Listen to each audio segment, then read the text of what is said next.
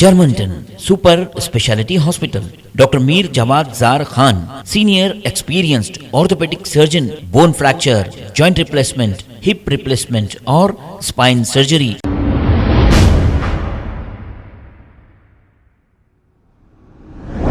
अस्सलाम वालेकुम नाजरीन, 7H न्यूज़ में आपका इस्तकबाल है। लंगर हाउस के इलाके डिफेंस कॉलोनी में मूसी रिवर के पास मौजूद एक स्क्रैप के गोडाउन में अचानक आग लग गई।